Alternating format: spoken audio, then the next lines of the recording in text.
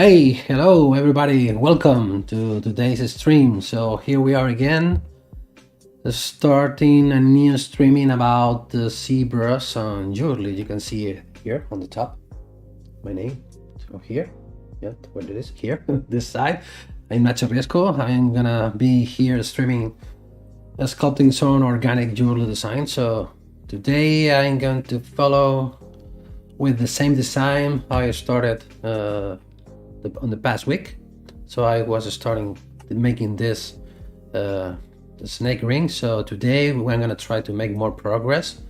I hope to leave it completely finish it or mostly finish it. I'm gonna try to make as more as possible. But anyway, you have any questions about any other processes or ZBrush questions, so just send your questions, your comments, or leave your comments and your question on the chat. I'm gonna put an eye as more as I can during the streaming to try to answer you all of your questions. So welcome everybody, welcome Tatun. You said hello, yeah. Hello, hola. What's up? ZBrush, of course. Of course, ZBrush. ZBrush always, man. So as I said before, just leave your comments, your questions. So here I am here just for showing to you what I'm doing, or just not only for that. So if you have any questions and related for any technique or problem that you are having with ZBrush or whatever, another kind of techniques, if you can send your question more related to Jourly design, will be better, because maybe my knowledge is more focused about ZBrush applied to Jourly designs. But I have been making characters and statues and collectible for 3D printing, so just send your questions, no problem.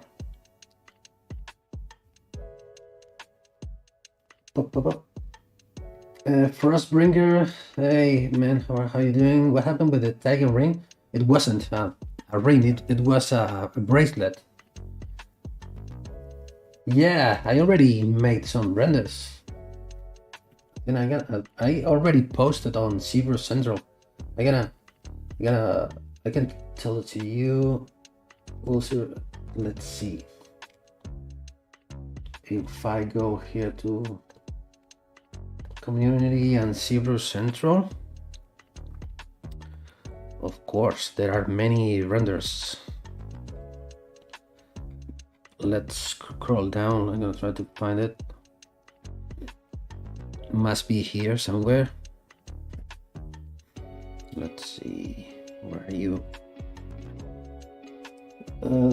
Tell me if the music is too loud. My voice sounds good, so just let me know. I forgot to ask you if the music is too loud or not. Maybe it's a bit too loud for me. I'm gonna put it lower, like this. Follow here, scrolling down till find the bracelet we were making one of my streamings. It was the first streaming I made this year. Where is it?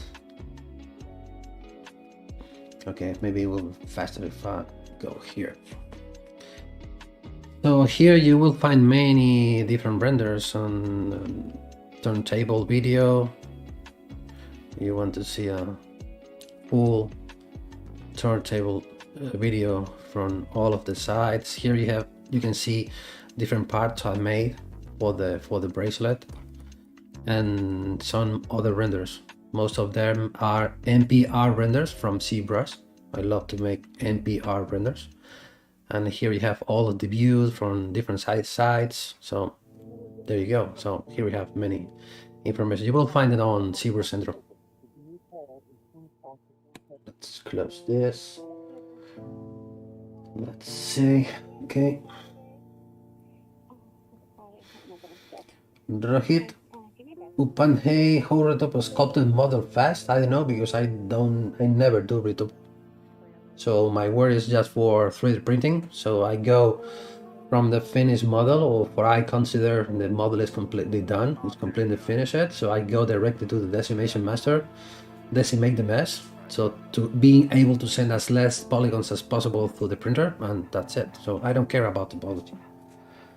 So today is not a day talking about topology, because even my knowledge about topology is, or red topology, is completely zero. So my background is just for 3D printing.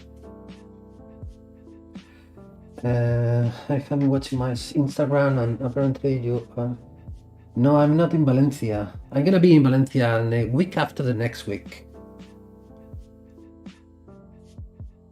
I'm gonna be there talking, giving a lesson on a university about characters for video games, but completely different that they are currently studying. So I'm gonna be talking more about how sculpting forms, or how to create, how to build a character with this primitive shapes and things like this. But I'm gonna be there in Valencia the week, the 21 and the 21st and the 22nd. Okay, no. Yeah, that was in 2019. Yeah, but I used to be there in Valencia all years. I was there in November, and I'm gonna be there again after 2 weeks. Leonard, thank you very much. I really appreciate it, and I'm inspiration for you. This is really helpful. I'm trying to do rendering inside of ZBrush, depending on the kind of renders that you want. You're looking for realistic renders. You know that the Keyshot 11 has been already released maybe today or yesterday. So I strongly recommend to you, if you want to make a realistic renders, go for Keyshot. RE, not yet. I don't have any courses at the moment. I used to give private lessons, but not courses, just one-to-one lessons, private lessons. But at the moment I'm not giving any courses, so I'm not teaching to private lessons. Oof, any tips for a fresher artist, please? I think maybe I can give you the main tip, or the main reason for being an artist is to try to keep your passion about making art, and that's it. That's the best starting point. But there are a lot of things to learn, and maybe a lot of things to say. Just to say one simple answer about how tips or to being an artist, I don't know. I think if it is your passion, so you're gonna start growing, and you're gonna start making better and better things, because the passion will drive you to being practicing all the days and trying to learn from other artists, trying to learn for documentation from the old artists, for the moment, at the moment. Art Break, thank you very much. I really appreciate that you like my work. Animal in 3D is cool. Do you know? Yeah, I know the name. I know what it is. Located in Malaga, I guess. I think it should be a good starting point. I think it is a very well-known school for 3D artists. It's I think, I'm sure that that is going to be a good place for learning. Victor Alfredo, how can I get a mentor on a face likeness?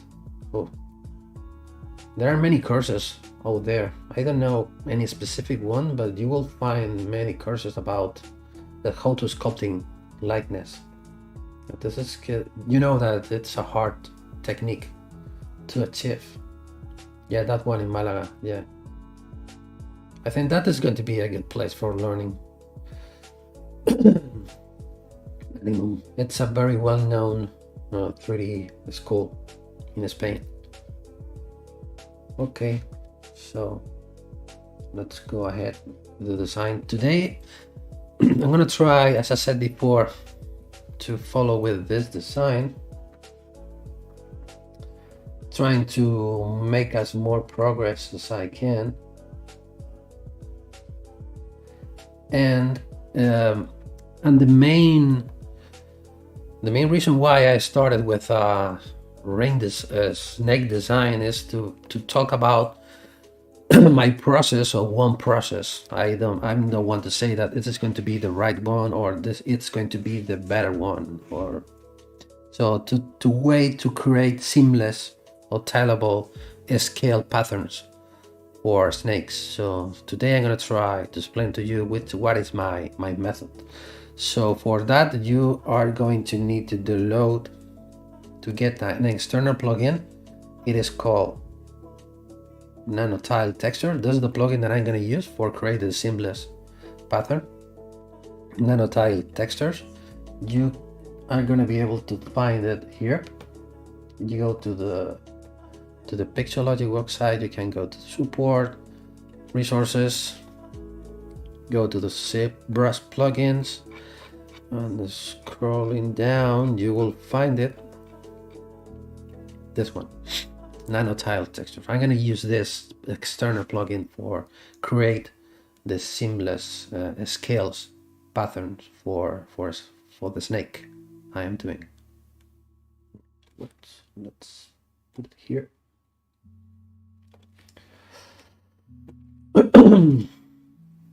For hard surface model, somebody goes with modeler and some goes with the traditional object, and move and on, which is better. So I think it's just a matter of personal preferences.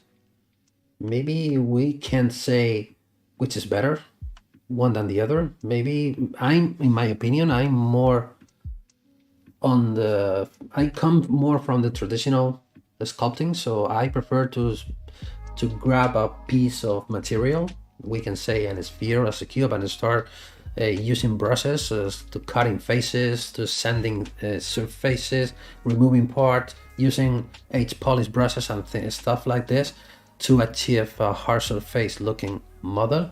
But others that comes more from the traditional 3D modeling prefers to start working with faces, polygons, sides, and things like that. I don't know. I'm not able to say which is the best one, but maybe the idea is which is going to be the application that you need to give to your model. We are talking about video games or films. I think you should start with the traditional 3D modeling process.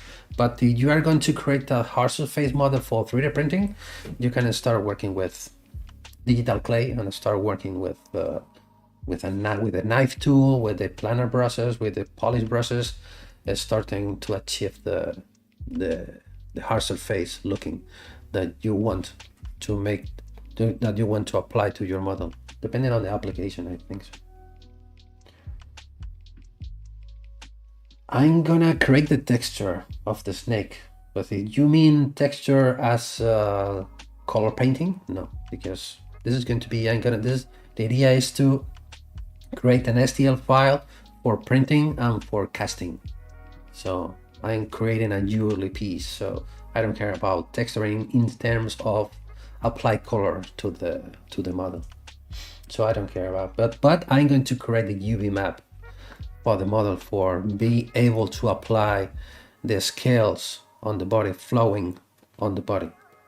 So I'm gonna create the UV mapping process inside of ZBrush using UV master.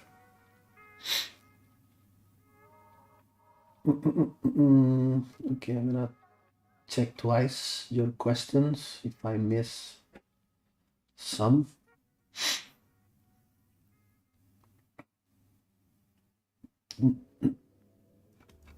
Okay, so let's go ahead with the design.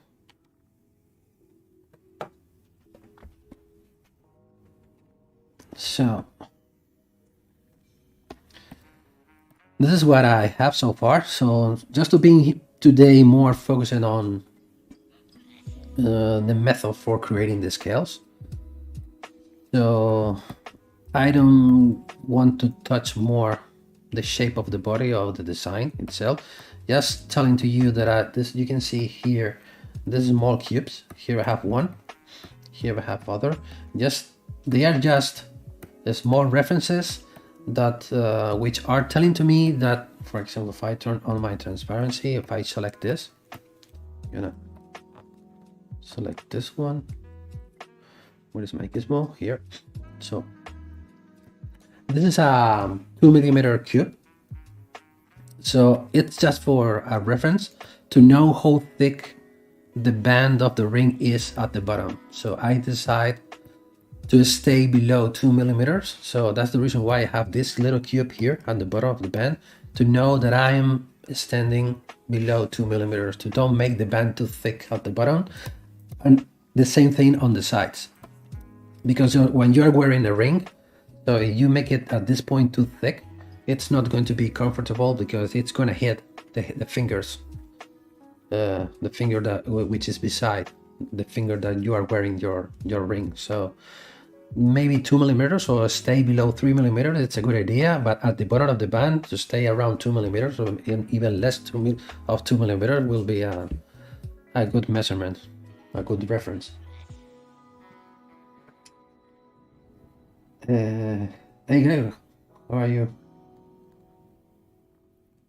You made it this week. What did you make? What did you make? Hey Fexter, how you doing? Yeah, that every Wednesday. Today, next Wednesday, I should think about it. Maybe the next Wednesday I'm not going to be here streaming. I need a little bit more time. And the cubes are like the sculptures that are recreated the facial structure of skulls. Yeah, that could be good. It's just the cubes are cylinders or small cylinders, whatever.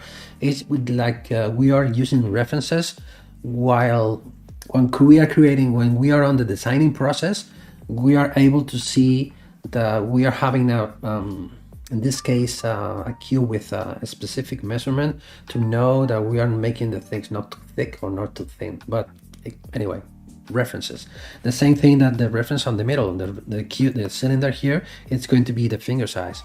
If I turn on my light Boolean, this is now it looks like more like a ring than before. But when I am when I have this turned off, I know I can see better the limit of the finger and where the ring starts from the surface till the farthest point. So in this case is around 2mm. Sometimes it's hard for me to explain things in English. I'm sorry if I'm not explaining things very well, but I think you know what I mean.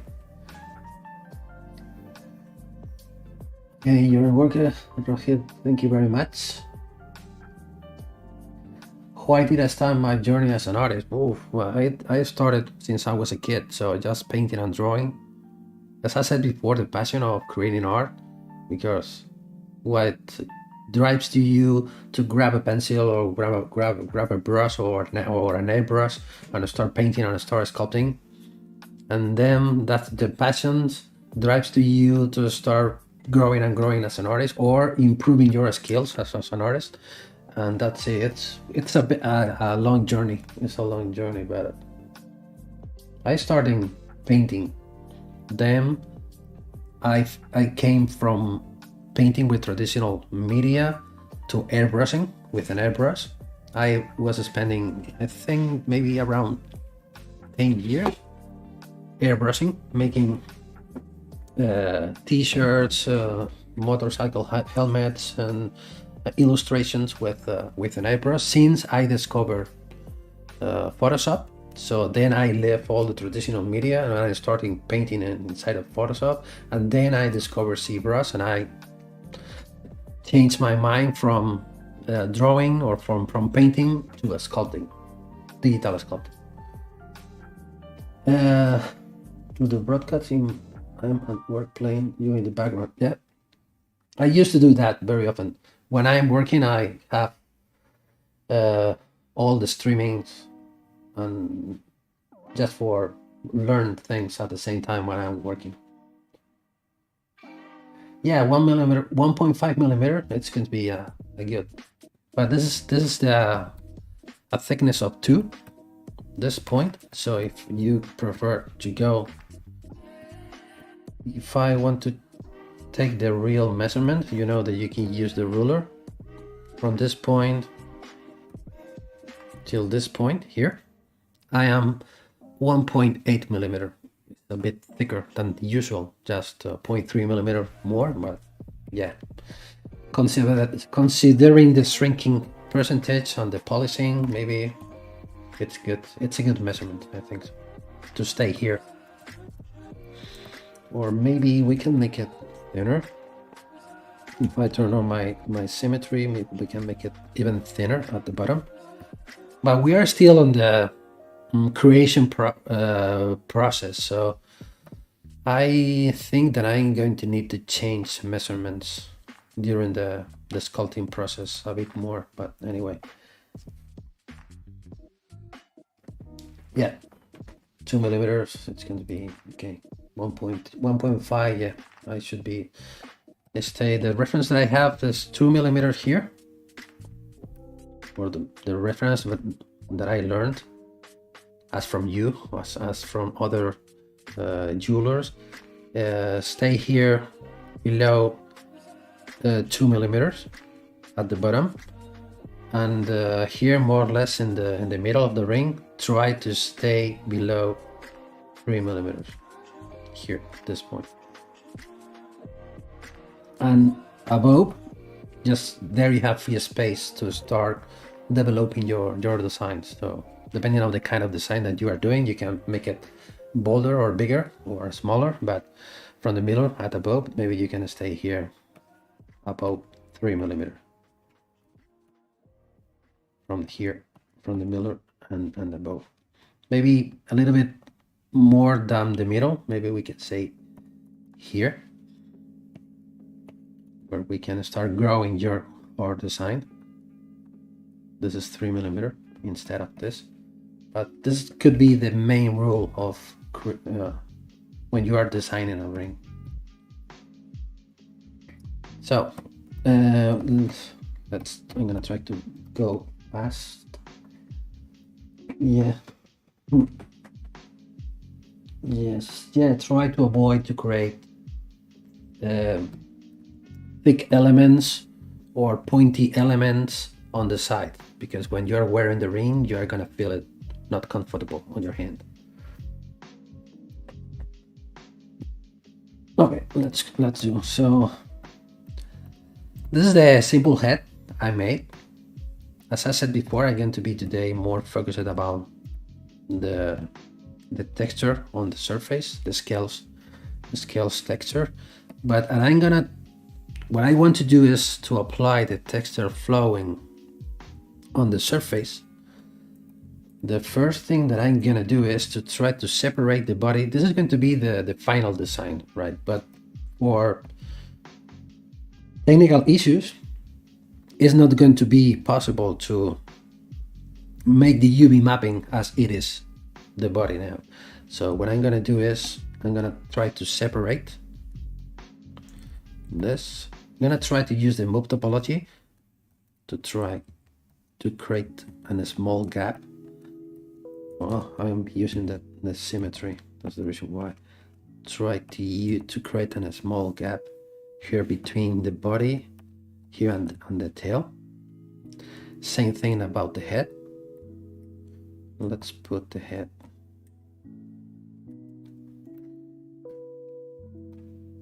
Let's try to pull up a little bit like this. The body, the neck should be connected to the head, of course, like this. Yes, okay. And the tail, the same thing about this kind of coil. that has some detail. Now here is a little bit more difficult to move because even this part is separated from this part. If I touch this point, I'm also moving this point, so I'm gonna use a mask for this. I'm just starting out which graphic tablet. I depend. You're a beginner, so I just recommend you to don't waste a lot of money as your first tablet, graphic tablet. So once you are familiar with the way of working with a tablet, so you can start thinking about to start putting more money on your devices. I am working on a Cintiq. The Cintiq, Wacom Cintiq, means that I am working directly on the screen. For me, it's a big advantage. Some people think that it is not necessary for working or work with a Cintiq or with a graphic display. But I think it gives to you more the feeling of that you are sculpting directly on the surface. So you have the chance to buy Cintiq or any similar thing and from another brand. I am strongly recommending you to take this step to buy it, but it is not necessary. As I said before, as a starting point, just buying a cheap one like a Intuos, not the Pro version, just a simple Intuos from Wacom. It's going to be enough, because you should start training your hand and your eye first.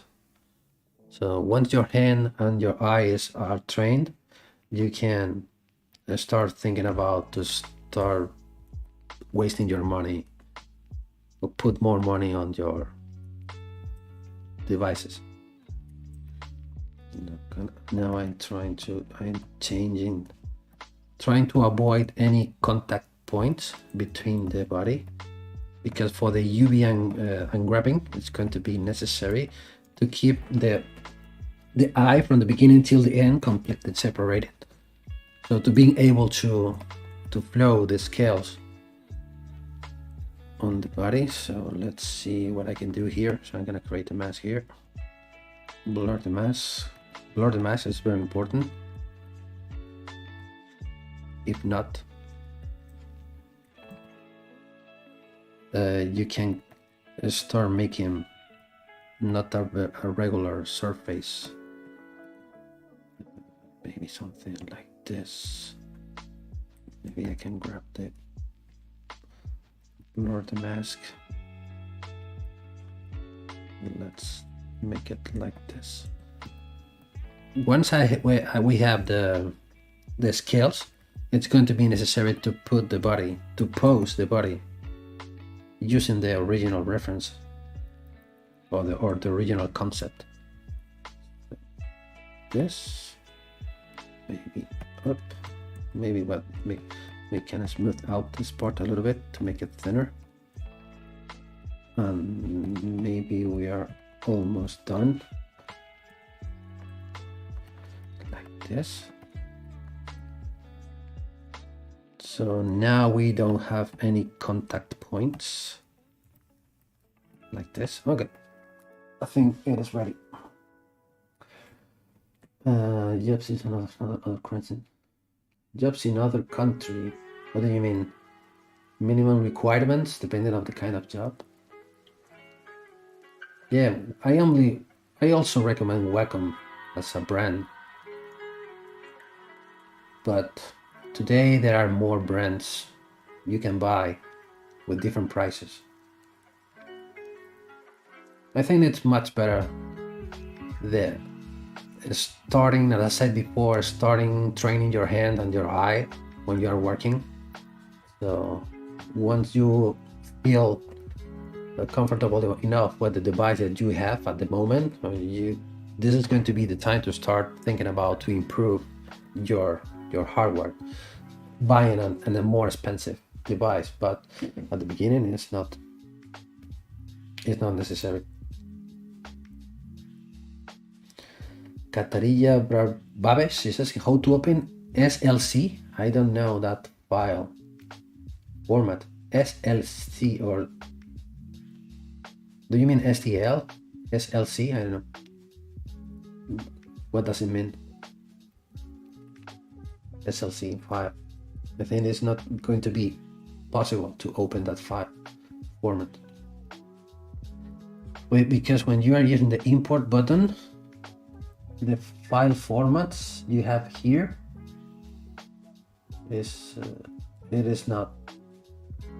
It is a file format that it's similar. It is called SC1, but I know that file format. SLC format. STL, I think so. Yeah, I think she means STL as also. If you mean STL, just go into import, and with the import button you will be able to import any STL or OBJ formats, which are the more common ones when you are working with 3D objects, mainly for 3D printing.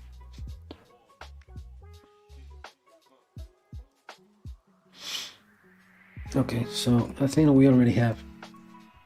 I'm gonna select the head.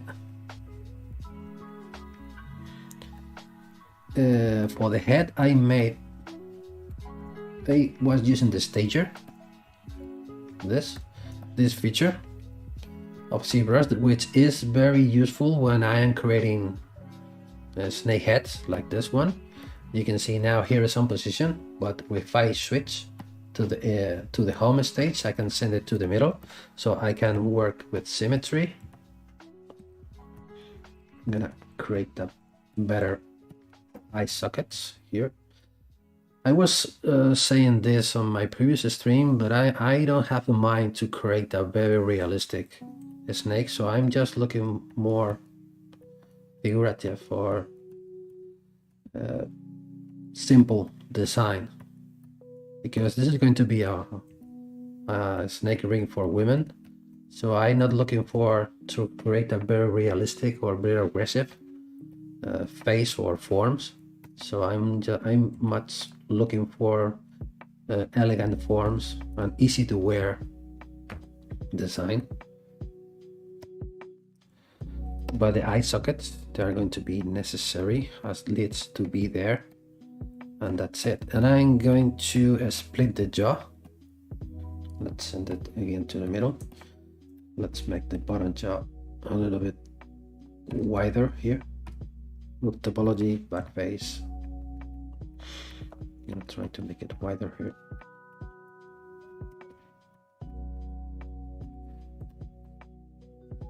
Let's switch the stager again.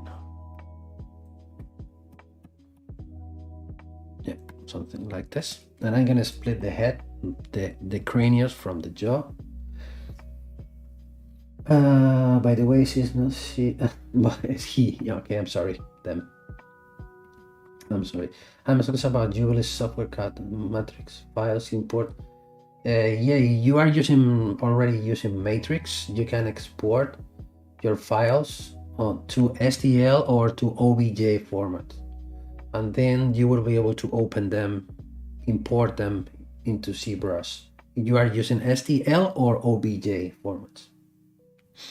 Yes, as G Murphy is saying, you can go to import. You should go to the main tool menu, clicking on the import. So you clicking here, you will be able to find them, STL or OBJ formats. Okay, so I'm going to split. How to split things. Here I have two different elements. What I can use auto groups. So now I'm having now two different polygroups, and now if I go to the splitting options, group split, always okay.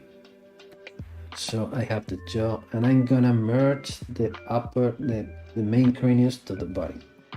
So merge down, merge up. Okay. Okay, and this is what we are having. So I'm going to fix a little bit this part. I'm going to try to smooth this part a little bit, like this. And next step, I'm gonna hide the cube references cubes and gonna turn on my light Boolean, and I'm going to create this Boolean. First, I'm gonna try to fix the neck a little.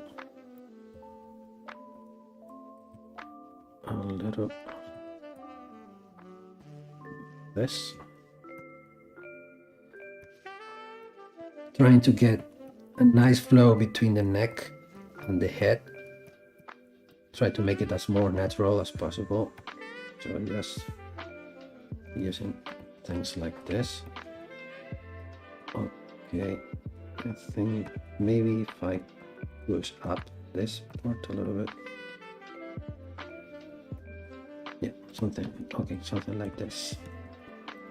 Gonna repeat, gonna try to pull up a little bit the tail like this. Okay, so I'm gonna try to sculpt a bit the spin of the back. I'm gonna use this brush with this alpha 39.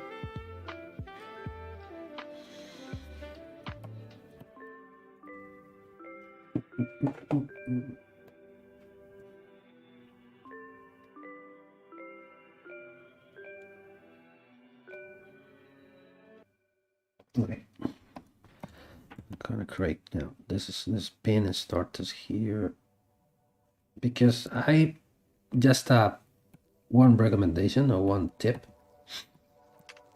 I can give to you when you are sculpting snakes. Try to never make the body with a circular shape, because it looks like a tube, more like a tube instead of a snake. So try to make more like a diamond shape. I mean, as the section head shouldn't be like this. So try to avoid this shape and try to make more diamond shape like this. Where this is going to be the belly, the bottom part of the body, and this is going to be the spin. This is what I am doing. This little pig I am doing. This is what I'm doing with this stroke I am making now. What would I prefer between a full-time job and freelance? I'm a freelance. I'm a freelance, so I prefer to be working as a freelance, to try to organize my time as I want. So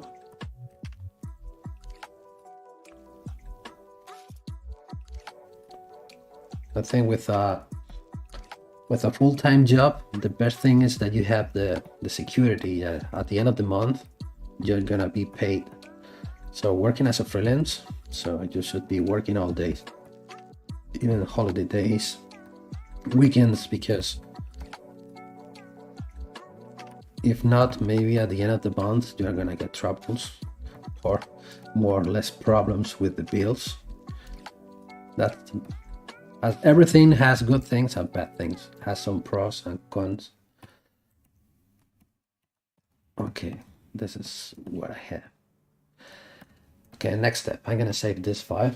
It's another different file, not the other, because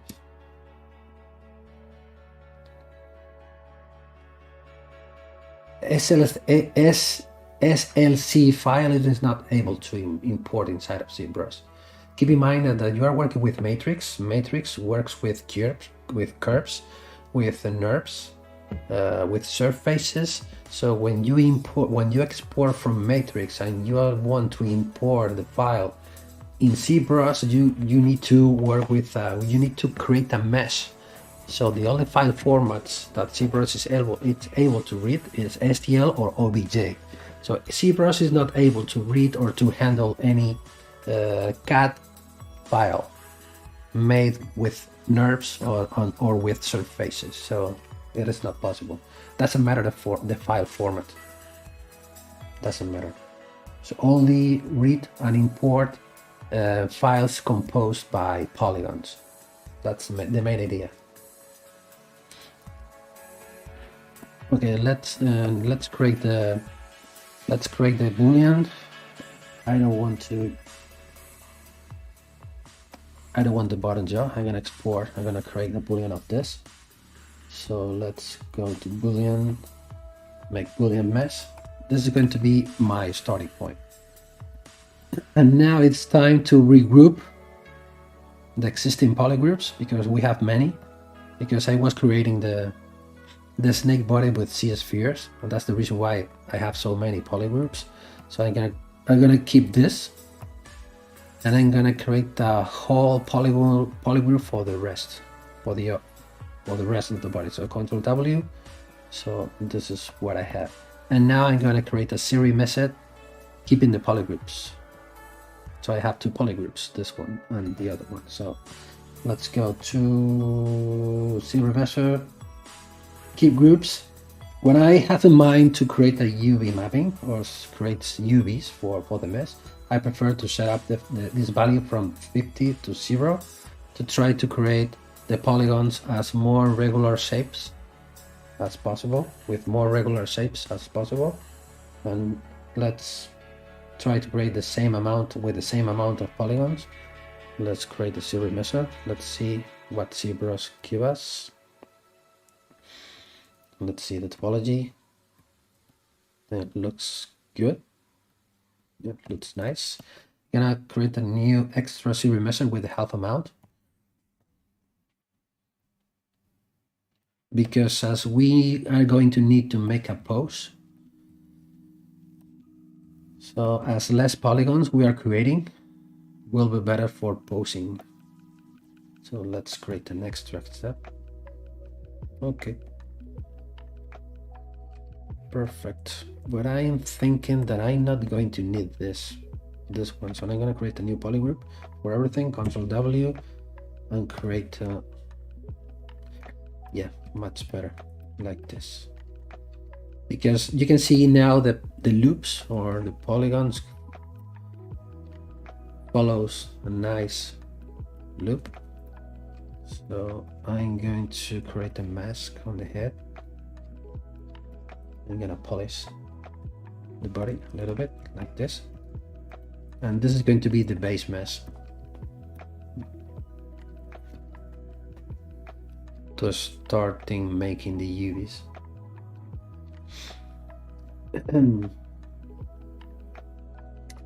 Freelancing is good, but frustrated about middlemans. What do you mean about middlemans? I don't know what it means. How do you do skin details on this snake? I'm gonna show to you the process about how to create the snake skin or the scales. How to add portfolio work in ZBrush. What do you mean? Just how to create renders inside of ZBrush?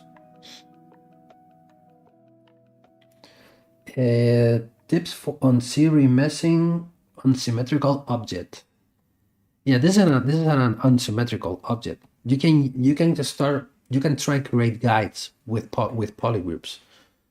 That used to works very well when you are saying to ZBrush, for example. I'm gonna create it now. So now I have only one polygroup. I'm gonna use this is the topological mask. When you're using the gizmo and you start moving the gizmo with your control key pressed, so we are using a mask. So you're starting moving the gizmo. You can see that the gizmo recognize the existing topology. So I'm gonna extend the mask here, for example, and I'm going to grow the mask, and I'm gonna create Control W. So now we have an extra polygroup. And I want to grab one more row. Here we can see the border between the two polygroups. What we can see is Control Shift, select this one, hide the other one, and I already have this button here on my custom interface when you can start growing or shrinking the mesh, the mesh, grow. So now I'm grabbing an extra row. One more time. Now we can create Control W, And now we have two different polygroups. If you go to here, let's undo it, repeat it. You will find in invisibility. You will find the grow and shrink button. So you can start growing 1-2 times. So Control W. I think that I'm gonna need the cylinder as a reference, as we were talking before. So let's grab this append to see how far we are going with the polygroups. Yeah, I think it's going to be more or less exactly in the border like this. And I'm going to fix this because here I have Control Shift. I don't want to use this, and I don't want to use this as well. Like this, Control W, invert visibility, Control W. So now we are having much better. If you want to relax the border between two polygroups, you can use the smooth groups. You can start smoothing the border between the two polygroups. And to start creating a more regular topology here, what we can do is create a new mesh, again with the ZRemesher. Same ZRemesher. And now let's click on double now, because if not, we are going to lose a lot of detail. Yeah, no. Maybe let's, if you're having this problem, the way that I find the solution is subdivide, add more polygons, and now create the ZRemesher again. Now, much better. Okay, then it's going to be enough. Let's make the tail a little bit thinner. And this is going to be the starting point. So now we are working with 24,000 polygons. This is a very low resolution mesh, so it's going to be good for UV mapping. The tips, ZRemesher is a lifesaver a lot of time. Yes, I agree with you.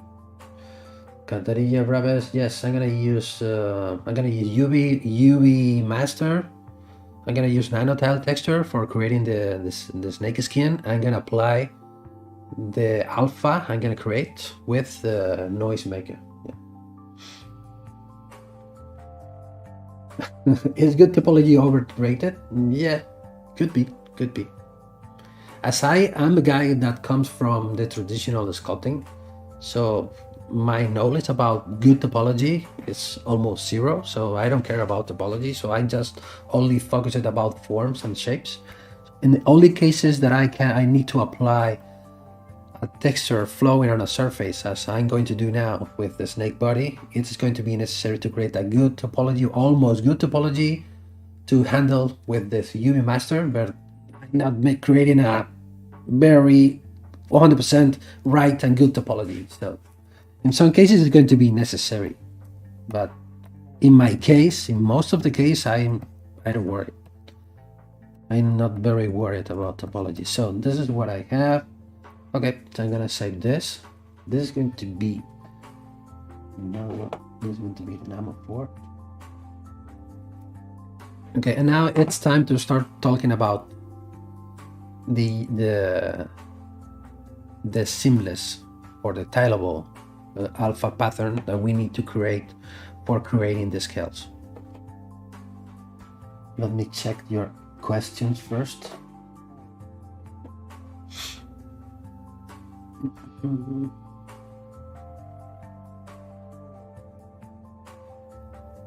I think everything is already answered. Okay, so I'm gonna start. Let's start. What I'm gonna create now, what I have in mind, this is the main idea that I have now, is creating a very simple snake skin, because I'm looking forward to create a smooth surface, comfortable to wear, so not with a lot of peaks, and as I said before, with a very realistic snake skin. because I'm looking for more with a comfortable ring, so soft surface, some elegant for women, so not very, yes, not too realistic. So just I'm looking for more, instead of relief growing from the surface, I'm looking for more like an engraving effect. I'm gonna explain it to you. So let's go to the plugins. Let's open the NanoTile textures. It is a very big plugin where you can find many different buttons and very different options to change or to select, but I only use 2 buttons. But it's a very simple way to use this plugin. I only use change this value, plane divide resolution, and that's it. I don't care about any other buttons. I know that it is a very powerful plugin for creating maps. You can see how many maps you can create with this plugin, but I'm only going to create the a map. So the only setting that I change is this one, plane divide resolution. I change from 6 to 4, and that's it. So my way of working is quite simple. So let's change from 6 to 4, enter, and second button for clicking is create the new tile tool. So ZBrush will start making some adjustments on the canvas and will give us this explanation about with the NanoTile plane subtool. Select, you can read it. See modeler polyaction, insert NanoMesh. That's the reason why it is called NanoTile texture, because we are going to create our texture based on NanoTile and on NanoMeshes. So okay, got it. Let's zoom out the canvas.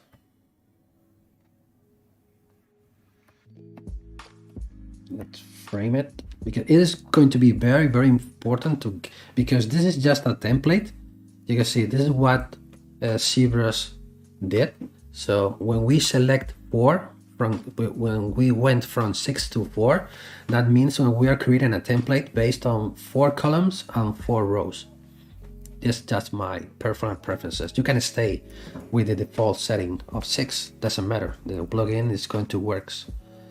It's going to work the same, but I prefer to change from 6 to 1. And it's very important to keep it framed during the process. So if you, for example, you can see if like this and a small black frame surrounding the template, that means that it is not framed on the canvas. So keep framed, and that's it. And let's zoom in a little bit. Now here, when these buttons, you know that we are framing, or we are zooming, or we are moving the canvas. We are not moving the object. There are a big difference between this pack of buttons and between this other pack of buttons. So let's zoom out. Let's zoom in like this to see the whole thing. And next step to take is using the C modeler, the space bar, insert NanoMesh, all polygons. What NanoMesh do we want to apply? Hitting the M from the keyboard. I'm going to use a cube in this case. This is going to be a cube. And when I drag, this is what I have. I have one single NanoMesh applied to each polygon. Yeah, Epic Paint is very useful. For final render, I use Keyshot. Always Keyshot. So once you have all of your nanomeshes on the canvas, you can go to the nanomesh menu and you're gonna start playing with the. You can see you're gonna start rotating them. I'm gonna select the 45 degrees. Okay, you can apply different rotations, but I'm gonna stay 0 here. This is the reason why I love this process, because you have many settings to play with to achieve different results. We're going to create different scales patterns today to explain to you different ways of working, but the main concept is once you have this, you should change tile from 1 to 2, from 1 to 2, vertical and horizontal. So now we have 2 by 2 for each polygon, and change the pattern from grid to checker out, and that's it. And now you're gonna start playing with the size. And now, for example, let's create the scales not so square, like this. Sure. Maybe we are having a problem. We should put 4. I think I should start again from the beginning, because here I'm having a problem here. I don't know why.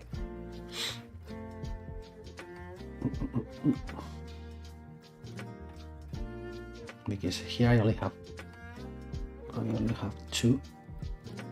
Maybe we can say 4 by 4, and now make it bigger. I'm having a problem here on the border. I'm gonna repeat the tileable tool again. I don't know why the template it is already framed on the mesh, on the canvas. Okay, let's repeat it. Frame. Zoom out some frame. Let's come back to the NanoMesh. Let's repeat the steps if I made something wrong. So rotation, not this side, yes, 45 degrees. Maybe we can change from 2 to 2, maybe with the squares. No, looks better. Check it out. Yeah, we are having the same problem here. Okay, then it's not going to be possible. Let's change from, instead of a cube, I'm gonna use a sphere. A sphere.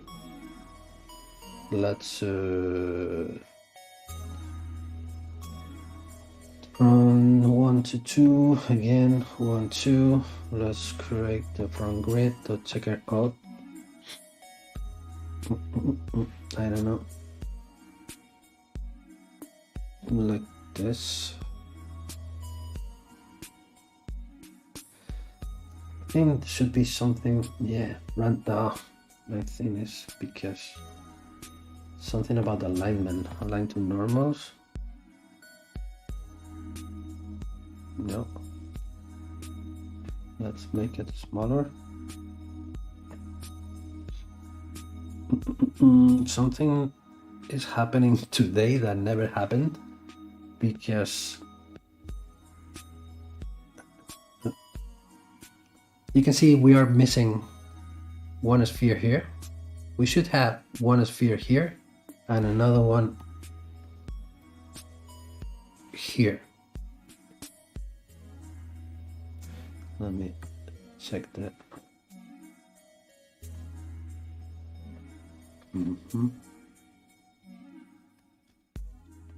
Now we only are having 2 instead of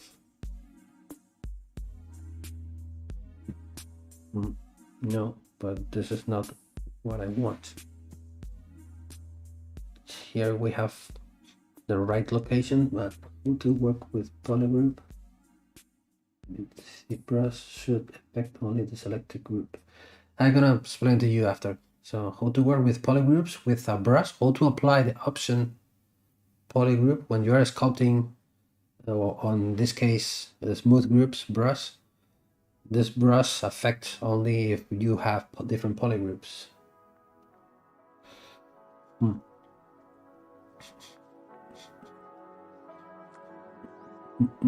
I don't know what is happening.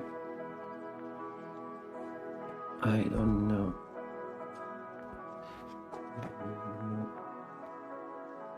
Let's use this. It should be this option. And this, because this option is completely automatical, because with this process it is not a completely seamless pattern. Let's create, instead of, let's create from 4 to 6. With 6, I think it's going to happen the same thing, but let's check it out. Let's zoom out, frame, like this, NanoMesh, vertical 2 by 2. I don't want to use any random, normal.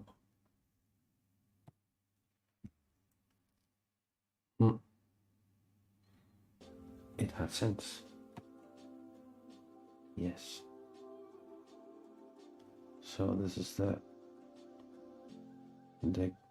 kind of pattern we are looking for. This kind of pattern. This is an X pattern for the snake, the skin. But we're having this gap and this gap here on the top and left corner. That means that this alpha is not going to be completely seamless or tileable. Oh my god, what is happening?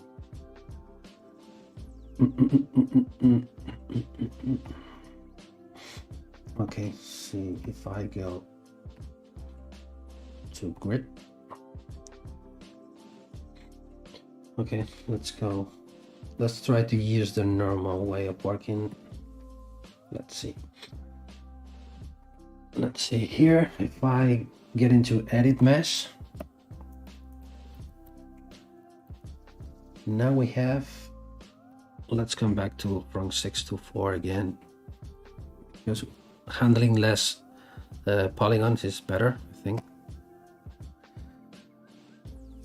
It's easier to see. Frame. And I'm going to use now the cube again.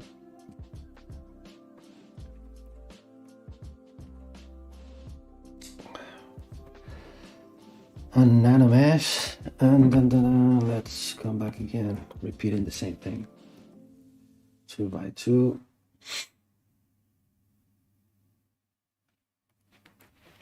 And when we are creating, check it out. I think it's something related for the alignment. No, it is nothing related for the alignment or for the randomness. No, it is not related. So now we are creating a perfect seamless, but when we are rotating this, okay, let's try 40 degrees, a little bit bigger. That's the reason why I love to use this process, because you're gonna start playing with the shape, just using controls like this, and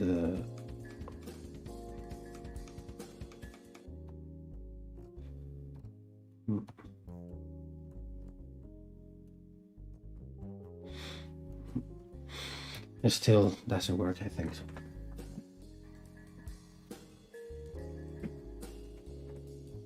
Preview seamless mode.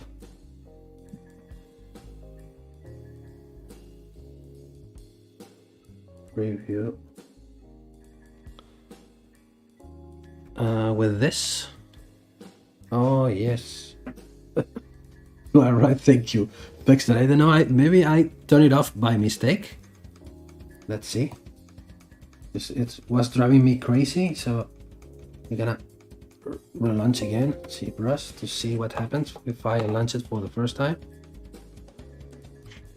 maybe I turned it off by mistake because it was driving me completely crazy because I didn't understand what was happening. So let's come back again to the NanoMesh and 4. Yeah, maybe I turned it off by mistake. This should be turning on always. Thank you very much, Fexter. You saved my day today.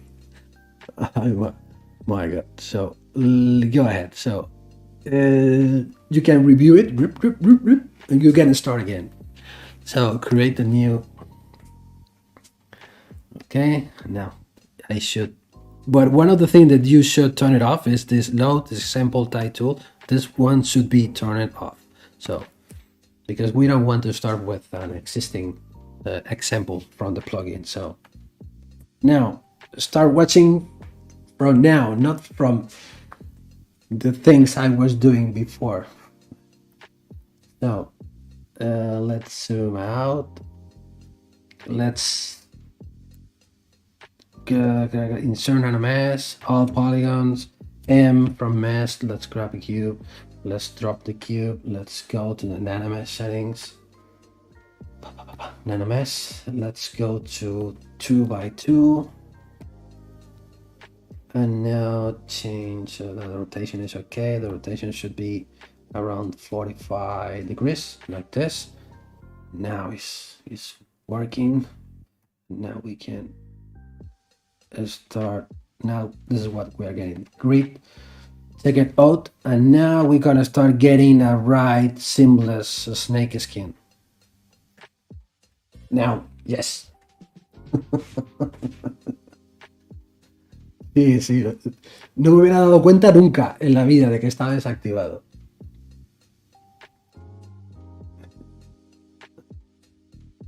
No, the problem was this little button that was inactive previous symbol. This is a completely seamless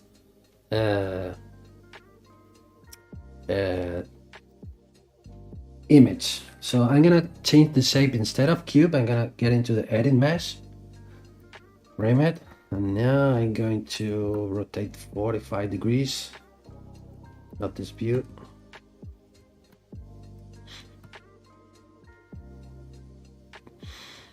It should be this view. Doesn't matter. I can change it. Let's squeeze it a little bit like this. Turn this on, and we should rotate it on another. This thing should be 0. The rotation now. This one should 44, and this is now. You can see how the seamless things works. But I'm thinking that with the cubes is not very cool, the texture. Because if not, this will, but anyway, just for explaining to you how it works, I'm gonna create the last step to take is going to alpha, and this is my process, right? So transfer and grab doc. This is the seamless map I'm creating. Let's click it here, export. I'm gonna export it as snake skin. Oof, I was starting getting nervous. Snake skin 1,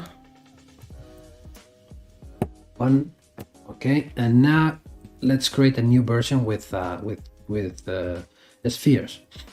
Let's come back. So M, let's select another mesh. This one, spheres, repeating the same steps as before. Let's make it faster. 2x2 by 2. Let's go to grid.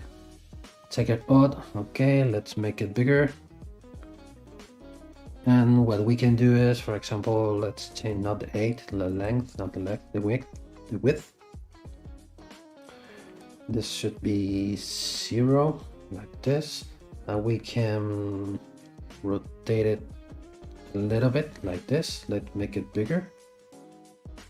And we will start getting another snake skin. So let's save this as a number 2. Coming back to alpha. Transfer, grab doc, so you can export This is going to be the number 2. And we are going to start checking them on the body. Number 2. And if we get into the edit mesh, you can see you can start sculpting the mesh like this. And for example, let's make it with the taper a little bit more pointy at the bottom, not this bottom, this. There you go. And for example, if you want to sculpt, if we turn on the symmetry, we should change from X to Y. In this case, we can create a little ridge in the middle. Much better, like this. Completely the other side. Okay, today is no bad day. So this is what we are doing. Okay, maybe on the tip should be faded a little bit, like this. And for example, what you can do now is to start creating a little lip here in the border. So you can see how fast it creates seamless maps. So let's, I don't like it. Let's create it a little bit wider, more rounded, like this. And coming back to edit, this is the new. We can come back to edit to start subdividing the mesh a bit, because if not,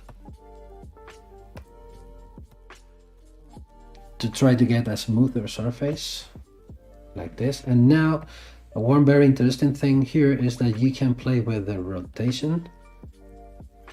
You can make them more pointy like this, depending on the kind of snake skin you want. And now you can come back again to alpha, transfer, grab dock. And now this is our third snake skin. This is going to be the number 3.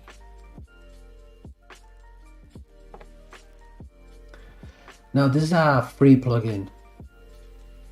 You can find it on the under the resources tab from the Pixologic official Pixologic website. This is a free plugin. So let's see if we can make another one. Okay, just for testing, we're going to create a new one. Undo, undo, undo, one more time, undo. Let's come back again with the cubes.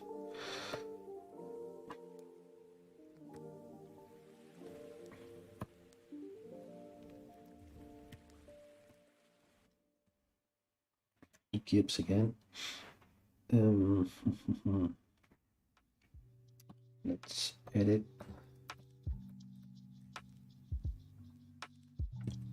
We are using this. We go to 45 degrees.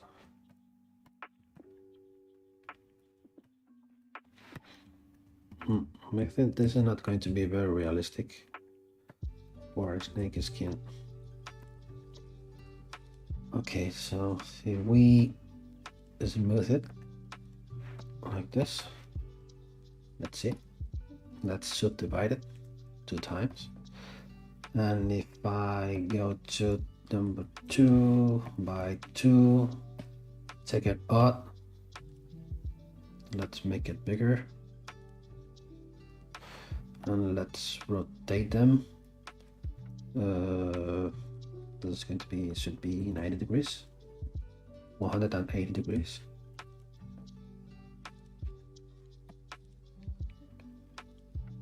This. And let's work with the size like this.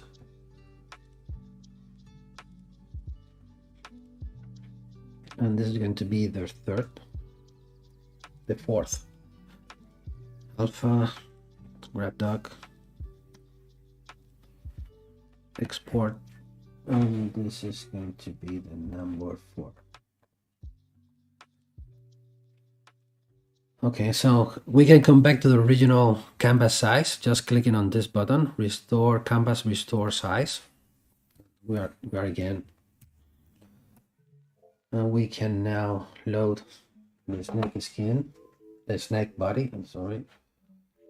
This is going to be the snake body. And now it's time to start making the UV map. So now we have made 4 different snake skins designs. So now it's time to go to UV master. And I'm gonna subdivide it, because when you try to create the snake skins, you are gonna need more polygons as usual. So I used to work with no more than 2 or 3 millions. Always I try to stay below 3 millions, but this time I'm gonna subdivide it more times. I'm gonna start subdividing 1, 2, 3, and 4. Now we are reaching 6 million and a little bit. So let's go to the UV master, work on clone. So ZBrush will create a clone, a copy from the original. And now as we are working with 2 different polygroups, you should have this option turn it on. So let's ungrab it. Now ready. So let's flatten to see how they looks like. I think looks good. So let's unflatten. And now let's make a test. So the way that you have to apply the seamless scales pattern we made before is using the surface noise. Going to surface noise. I'm gonna change the webcam.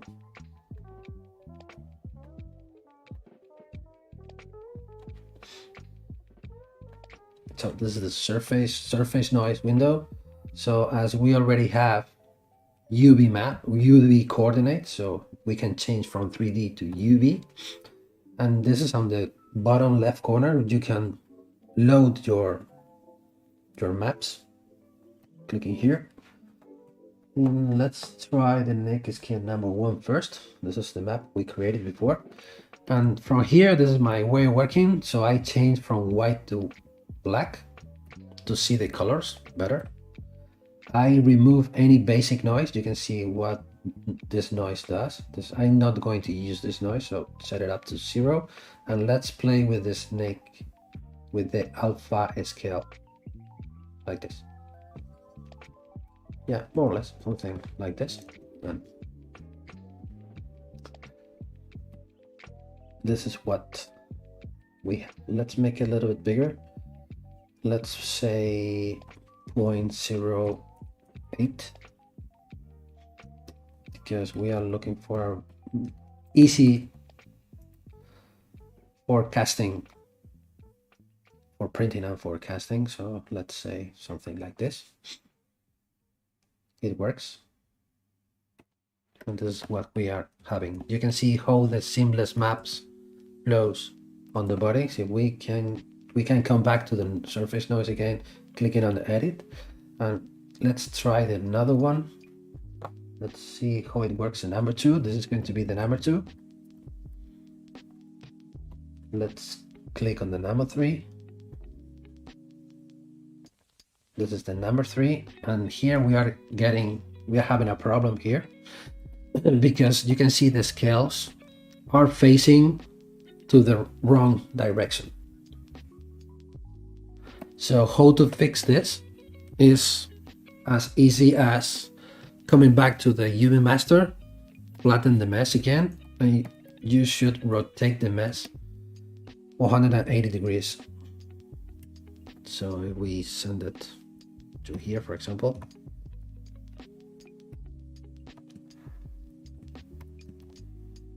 $180, doesn't matter the location, and flatten.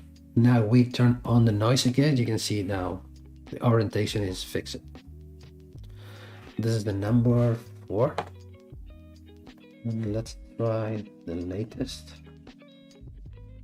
It's this one. I think I'm gonna use this one. Or the first one. I'm gonna try the first one. That's the idea, the original idea I had about the snake texture. It's more graphic design instead of realistic thing. So here what we can see, for example, here we have a little issue here for fixing. Here what we can do is flatten the mesh. And what we can do here, you can see the orientation is the best. Here is a little bit curved. What we can do is we can apply a mask here, blur the mask, and try to make it straight.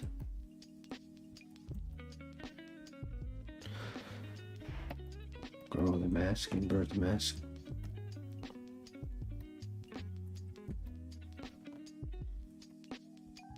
Like this. I'm gonna use this, it's gonna be faster. Invert the mask, rotate a little bit the tip.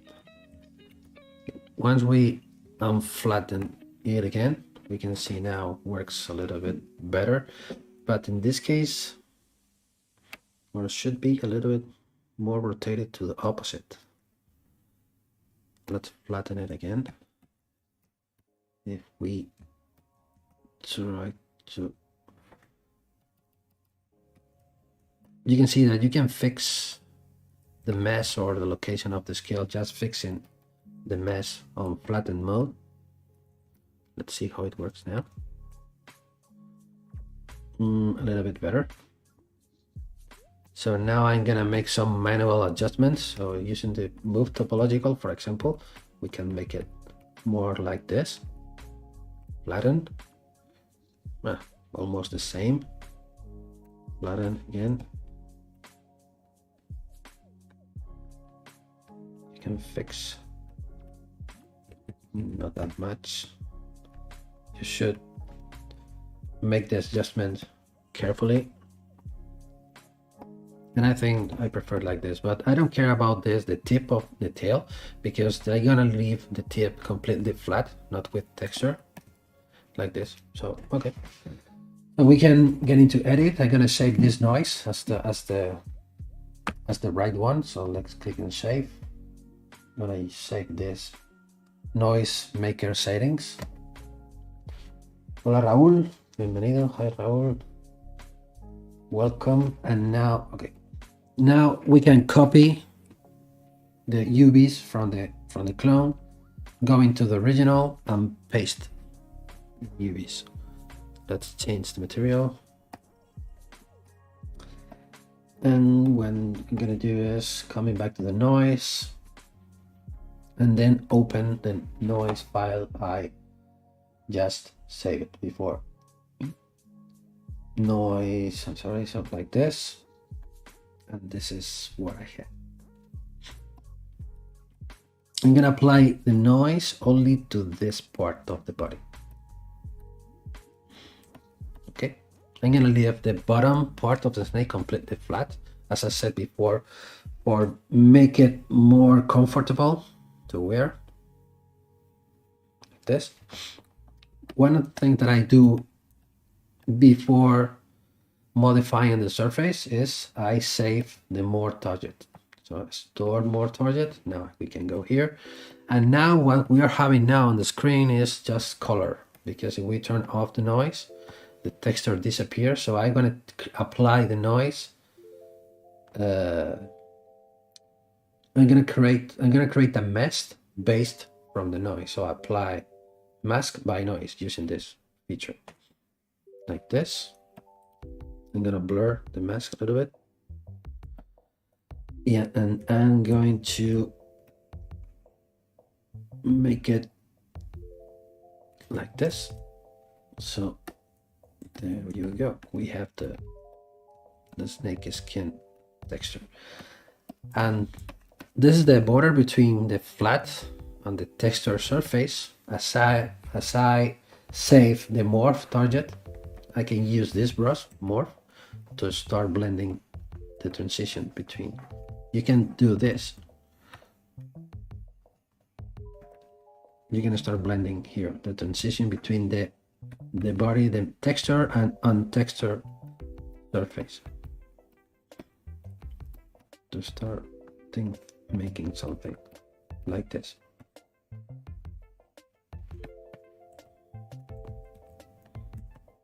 Let's make it smaller.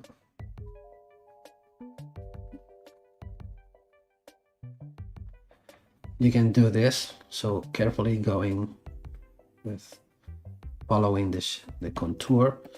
So you're gonna, with this, you're gonna start blending the scales from the original texture surface to the smooth surface like this.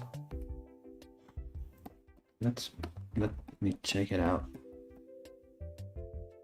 Maybe I'm gonna try. I'm not very happy with the results because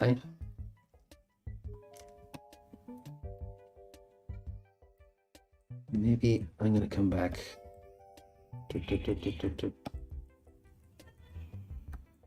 Gonna undo it. Let's come back to the beginning here, and I'm going to make this polygroup a little bit bigger using the same process as before. And we can go to the subdivision number 1. Let's go grow and grow and grow one more time. Now let's create the polygroup here, and now have this 2 polygroup. I'm gonna create a new UV coordinates based on this new polygroup organization. So work on clone, unwrap, flatten. Let's put it as straight or almost straight. The important polygroup is this one. This is going to be the bottom of the body. And flatten. So let me check it out if the previous settings works or not.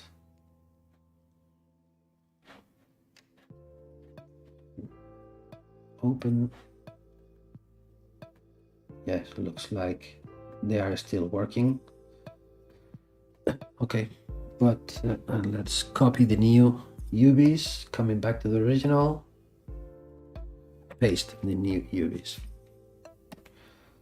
and turning on the noise again. Open the file, noise maker, and I'm gonna make it bigger. So let's 0.1.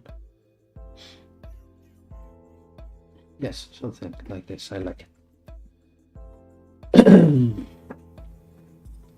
VR Hacker is asking, you can scale the size of texture UV to taper the size. Yes, you can do something like this. Yeah, sometimes it works, sometimes not. If I come back here, if I flatten, this is the tip. Let's see what happens. We can grab, for example, the pinch brush, and what we can do is to start pinching this part, and now you start stretching the scales at the end of the tip. But you can see that it is not very visible. Maybe we should create the opposite. Let's see what happens. For example, if we grab this part, we blur the mask, and we make it bigger like this, button, you can see you can start stretching the tips, the scales at the end of the tip. Just playing around with the mesh when it is flattened. So you can start, or let's see, let's make a big change. Let's see what happens. You can see now we are creating completely the opposite thing. So we should come back again to flatten. I'm almost destroying the mesh, but doesn't matter, it's just for testing. So if we make it bigger like this, flatten, you can see the results. Now it looks very nice. Yeah, happy accident. Now it's happening. You can see it's stretching the mesh where when you're working on the flatten, you're gonna start playing with the shapes and you're gonna start getting the results that you need. This is exactly what I was looking for. This is, you can see the scales at the end of the tips becomes smaller and smaller when they are closer to the tip. So that's it. I don't know how I made it, but that's it.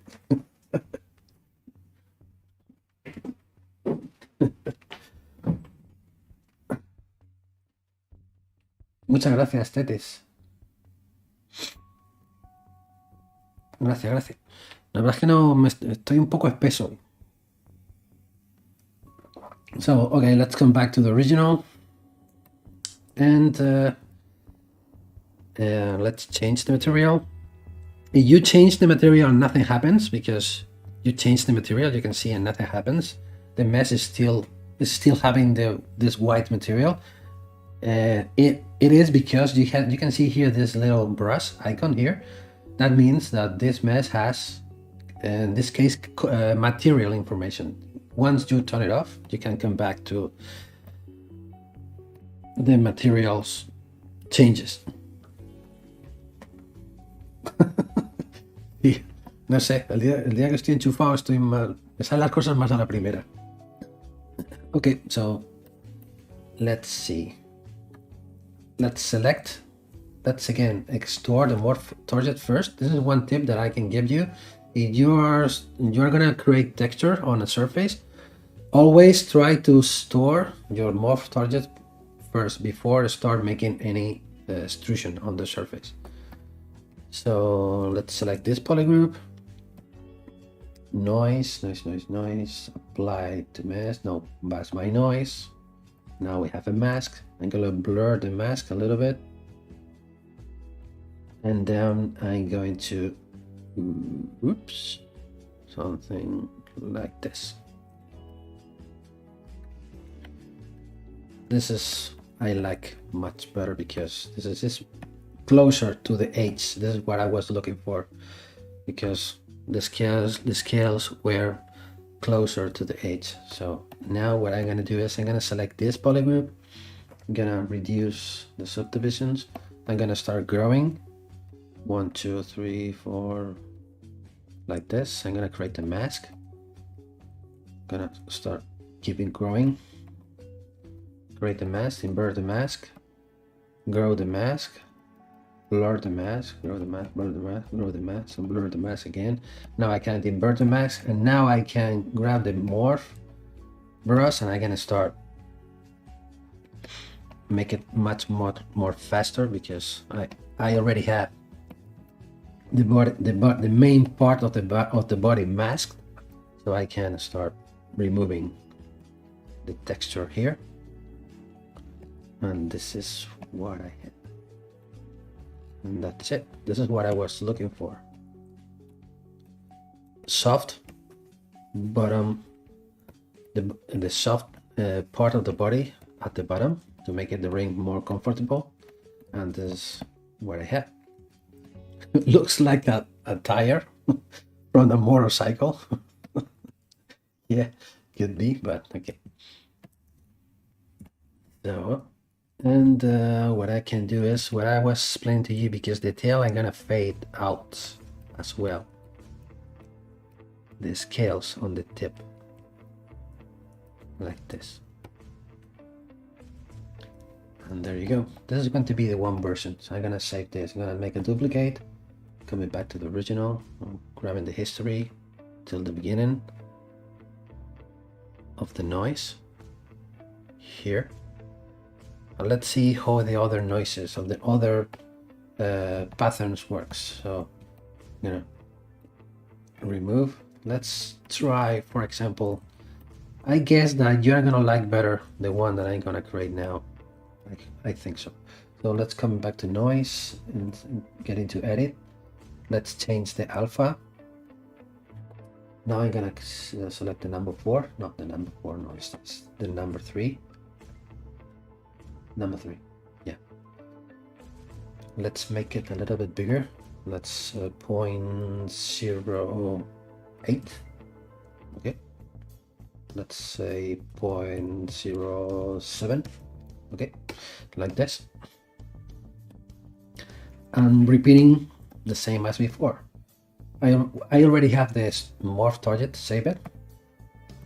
As I'm not sure, let's save it again. Morph target, delete the existing one and extort it again. Now I am sure that it is stored. Let's select this polygroup, mask by noise.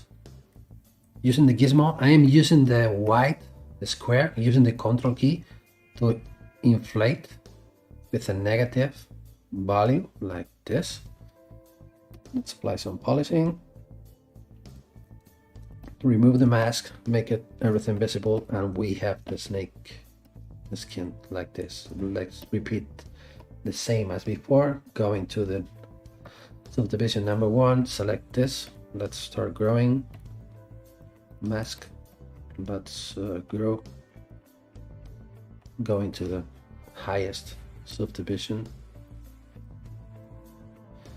And yeah, and now we can grab the morph and remove the scales on the bottom.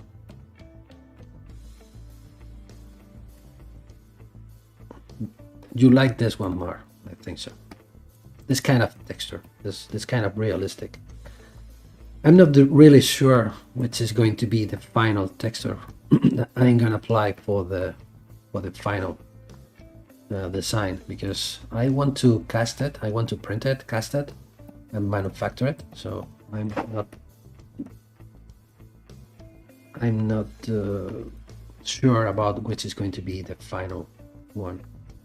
I'm gonna fade. Let's remove a bit of scales on the face, like this, and that's it.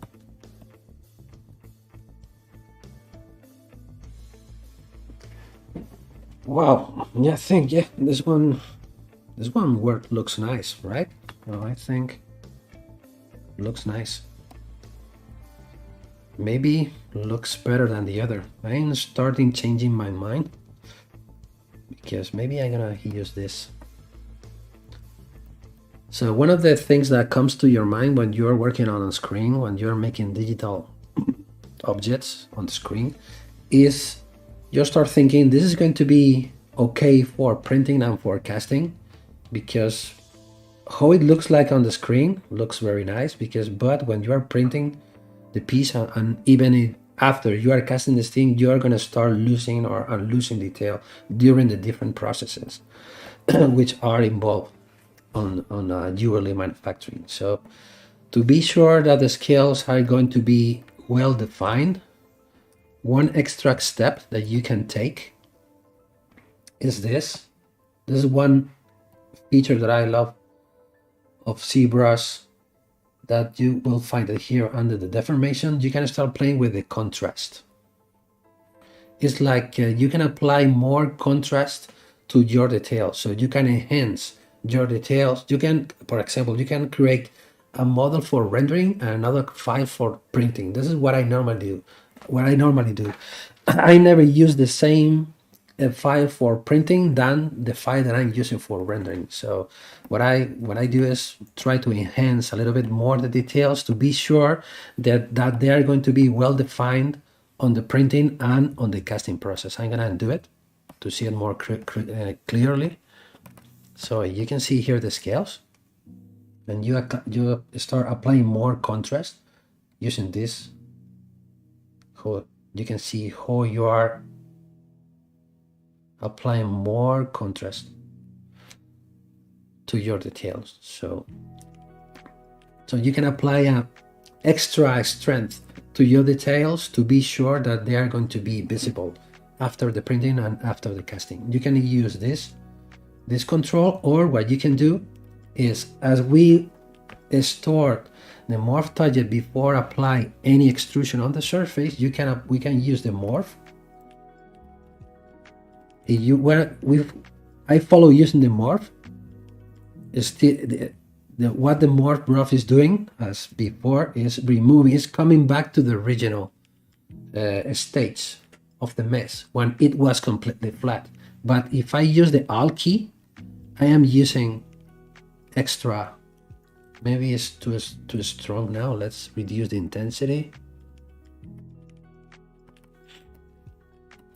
I use the morph with the Alt key active, and I can apply the same strength as before, more locally, so more carefully, because we go part by part like this, applying more and more strength to the scales, because they looks like they are too soft.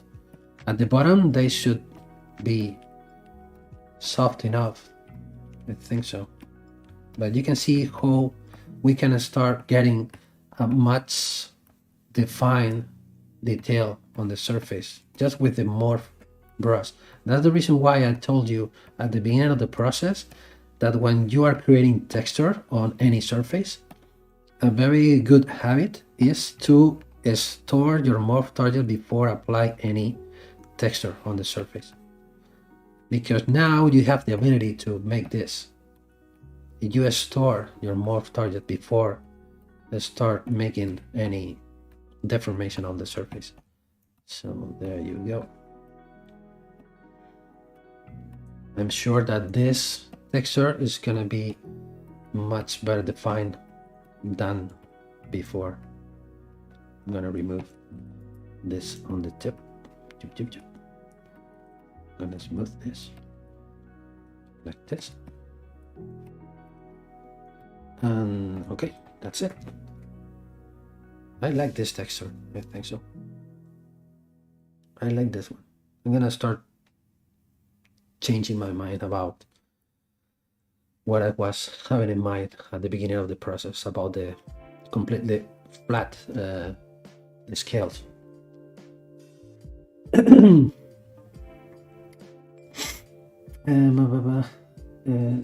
Did I learn traditional gold and silversmith, or did you get into?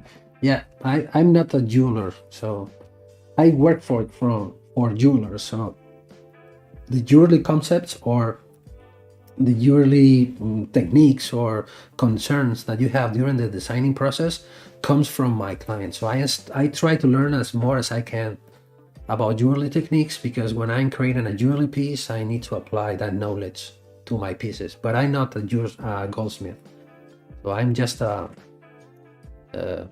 artist, maybe, or digital sculptor. This the name that I found that match better what I do. I'm gonna change my camera again because I am here floating in the middle of the canvas.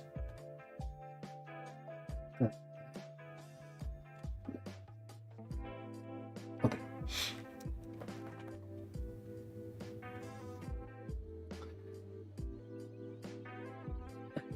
That's a snake. Yeah, yeah, thanks to you, Fexter. Oh, you gave me you showed me the path, to show me the way to do it properly. Yeah. I'm not a goldsmith. I'm not a goldsmith, no. And I don't try to be it.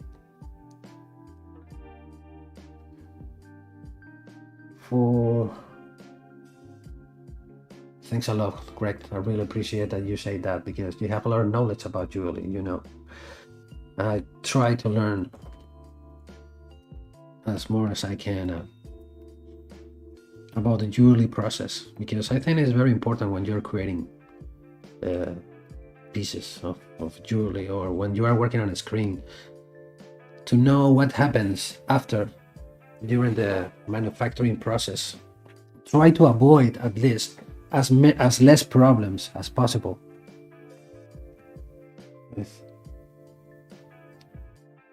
Thank you. Really, that's really makes me happy to know that that you think that you are thinking that about me. I was starting. I remember you're starting with CSphere. I thought, how cool is that? Yeah, I started. I started with CSpheres from the previous stream. So now I'm gonna. This is going to be, let's see, maybe the final piece. So let's sculpt a little bit the head. What I can do is just simple details, because I don't want to create a very realistic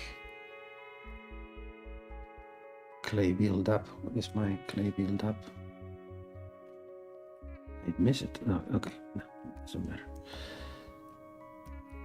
So I can start creating here little nose caps here, nose drills. And let's move, let's pull it down, pull it in the surface to create two little eyes. I'm gonna select this. For example, let's grab this brush with the ARPA 39. Let's start refining the shape of the head just a little bit, because as I said before, I'm not looking for hyper realistic, but in the reality the head is going to be tiny, so but maybe it's not completely necessary to be worried about all of the details like this. I think I'm more than happy what I have. I think it's not going to be necessary to apply much more design, much more details. Let's see how it looks like with the jaw. Where is the jaw? The jaw was on the other file. The jaw must be here. Yes, it's this piece. I'm gonna append it.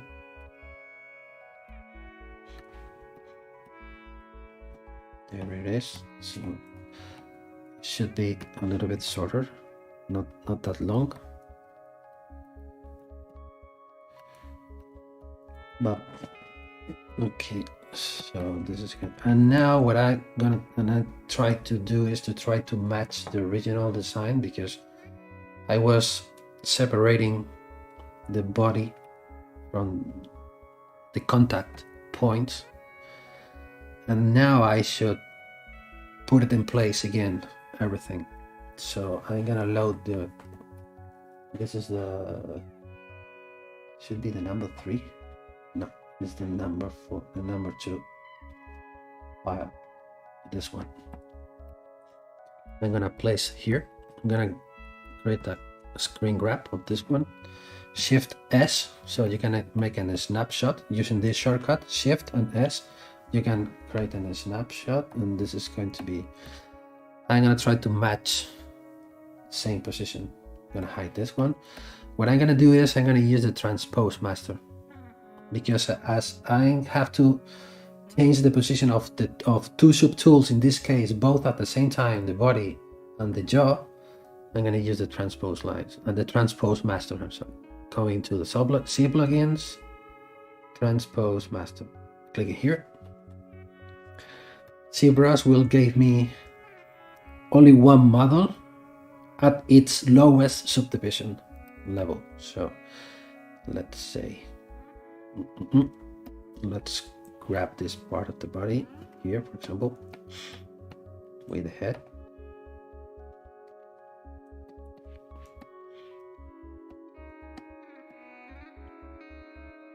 Like this, blur the mask, invert the mask, and let's start rotating here.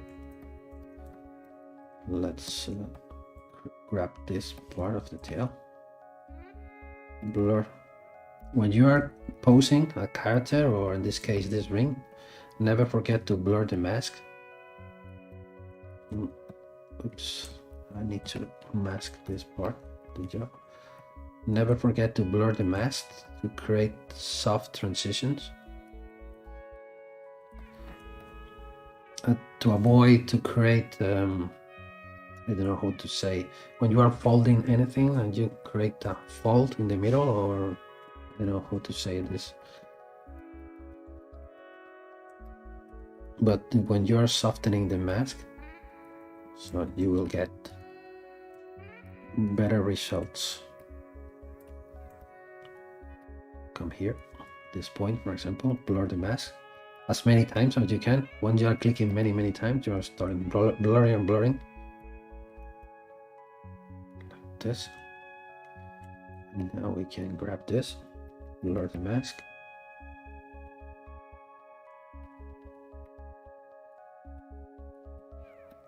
Now we can grab this part.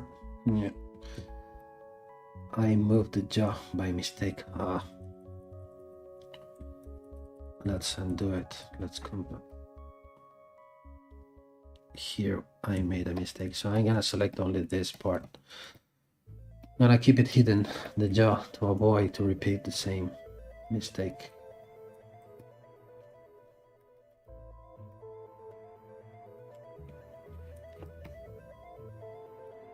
Blur the mask, rotate it, and let's grab it here. Blur the mask. Let's grab it here, for example.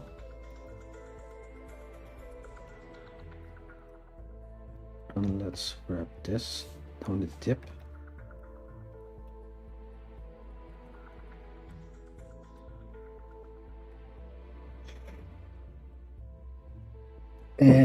Yes, you can create randomness with NanoMesh. You have a control where you can create random patterns. Let me see how the head works. Okay, the head now should be closer to the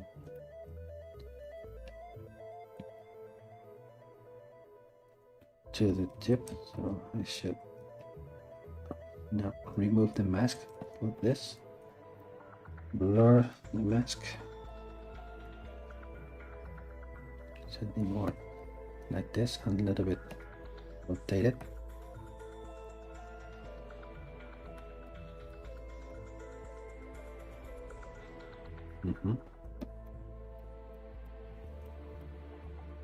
Now with the move topology again, we can start creating some fine-tuning adjustments.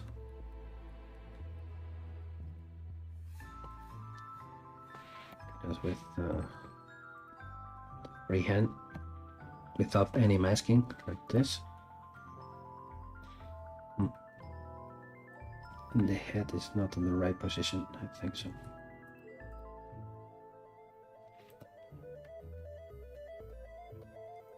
Should be a little bit like this, and blur. Maybe it should be a little bit more like this. Yeah, more or less the same.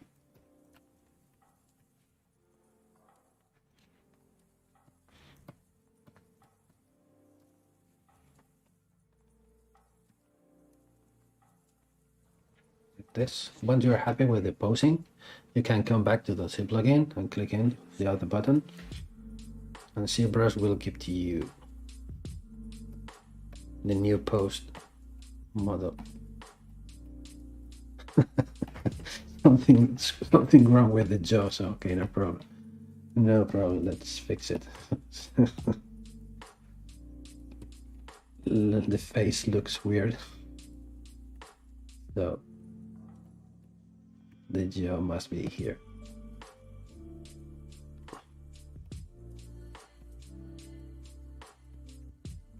Okay, something like this.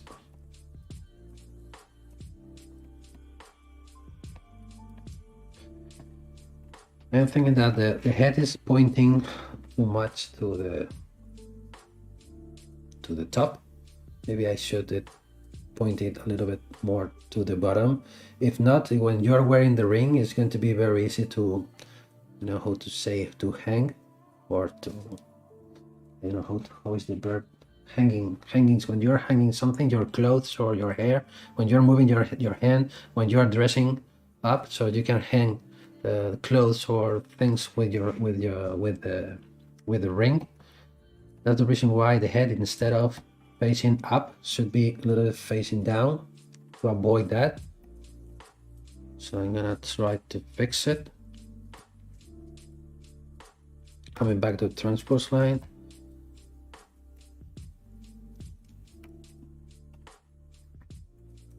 Let's blur the mask. It should be facing down more or less like this.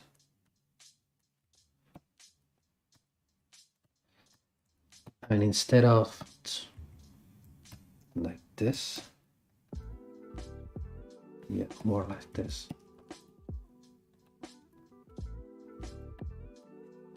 Like this, I think it's gonna be more difficult to. I don't know if I'm saying well. Just let me check the translator.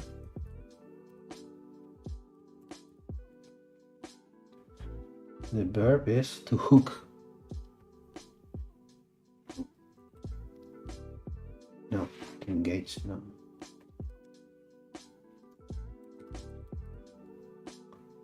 Hook the clothes is well said. When you are wearing the ring, and when you are moving your hands, or when you are putting on any clothes, or it's easy to hook or to hang. I don't know. I don't know if I'm using the right word, but maybe you know what I mean. So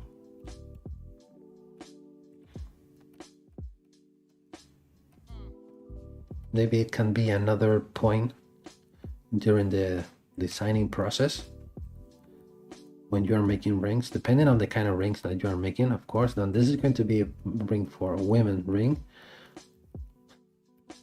And as far as I know, the women are very worried about this thing. When you can see here what I was saying before, you can see the tip, the nose is here. It's very easy to touch this part of the design, so it's very easy to hook things to it. I don't know. You are content about the head sticking up too much. I see this is a lot with large prongs or stone cutting. Yeah, that's exactly what I want to say. When you're cutting sweaters or clothing, when you're wearing the ring, or for example, I don't know, when you are touching another one, you know, when you're a woman or when you're touching to you, it's very easy to hook or to, you said, the catching things, clothes or whatever. Yeah, this is because when you are creating rings or jewelry pieces or jewelry design, I think one of the most important things is the wearability. So it's comfortable to wear all the days, or depending on the kind of ring that you are doing. Because, for example, you are creating a ring just for having it on one day or one night, maybe you are not being so worried if you are, this is going to be a gift, and you want that the person that is going to use that ring must be on her finger during all the day or during all of his or her life. This, I think, it's very important thing when you are creating, when you are designing things. That's the reason why I try to keep the head inside of this border. Try to avoid this from, and I need to check this from all of the angles. You can see here from this angle works fine. Maybe from this angle we can pull it down a little bit like this. From this angle works, from this angle works. So that's it.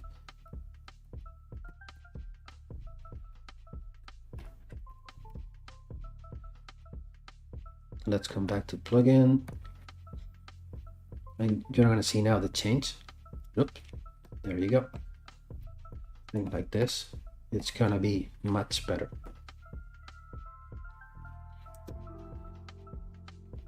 Perfect.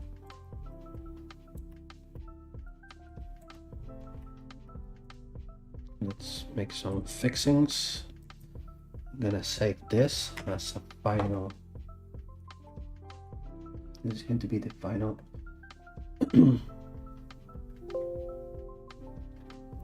Okay.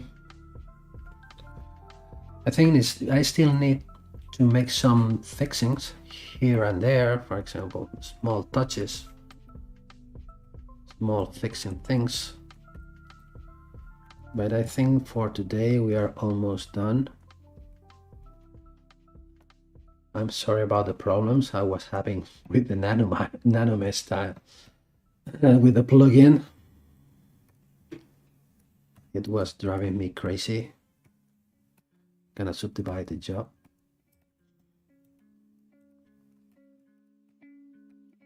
Let's add more polygons here. And I still need to, I'm gonna remove the polygons from the job. I'm gonna use the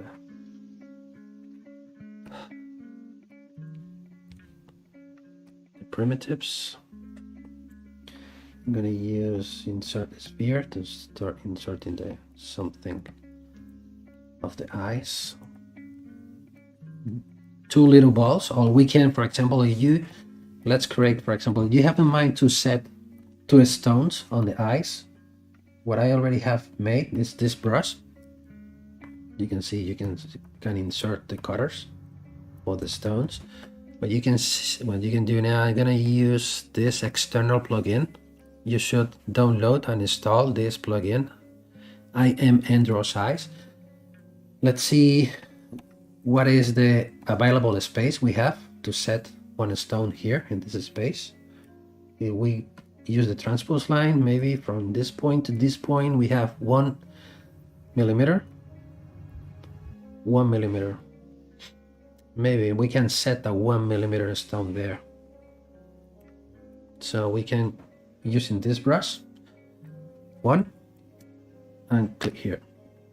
And once we start dragging the insert brush, we press the Control key. I'm gonna make it bigger. Once we press the Control, we are setting 1 millimeter space, or cutter, right? So another thing to create this, let's pull it in here. Let's rotate it. Let's move it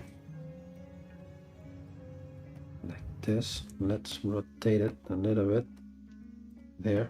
Okay, let's split mask points, and using the same thing as before, control, and now we have the other eye. Let's pull this in. Let's rotate it like this, and this should be negative, like Boolean, and we are creating. And what we can do, we can leave it as it is, so the stone setter will remove the necessary method to start creating the prongs. Or if we want to create two little prongs, I already have this another brush. This is a custom brush I made where I have different prongs shapes. I'm gonna like this. I should remove the curve mode first so I can, but I'm gonna select the second one, this one, like this. If I'm looking for to create 0.8 millimeter prongs, 0.8 set, no, this is too much. What's happening here? I have 1 millimeter, right? And what happening with the prongs? 0.8 millimeter draw size. So I have one prong here. we can create the prongs ready for the settings, or what I prefer is just to leave the necessary thickness or the necessary metal for the stone setter, or make it manually, but depending on what we can do now, instead of this, we can grab the head and we can add more material surrounding the stone to give to the stone setter more material for the stone setting, like this. And the same thing for the other height. Maybe we can create the scales a little bit different here. And that's it. Let's see, both, maybe this one should be fixed a little bit here and there.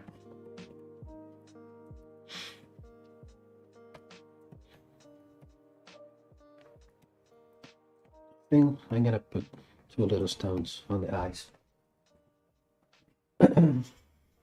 As always, thank you. I will need to watch this several times to understand the scales. Leonard, yes, and I was making many mistakes during the process, so I recommend to you to rewatch again the video and to understand. And at any point, if you don't understand or you missed anything, just leave your comments on the video, and we'll pay attention to try to answer all of your questions on the video comments. I used to have to pay more attention to YouTube than Twitch and the other streaming platforms.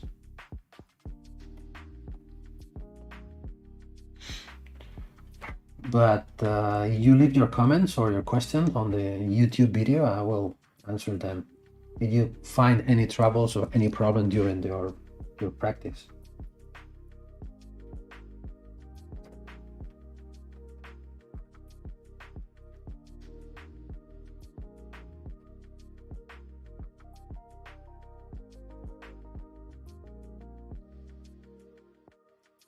Okay, I think it's time to finish. So this is what I had. So I think I will make maybe some more adjustments, or not. Maybe what I can do to remove, I'm going to make a mask here. I'm gonna shrink the mask. I'm gonna go to a lower subdivision level, blur the mask, invert the mask, and I'm gonna try to remove a bit of metal here to make it lighter, because it hasn't sense here to make the body so thick. You can try to change here to remove a bit of material on the bottom to try to save a bit of weight.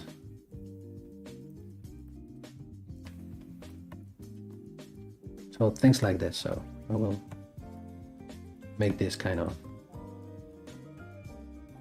fine adjustments.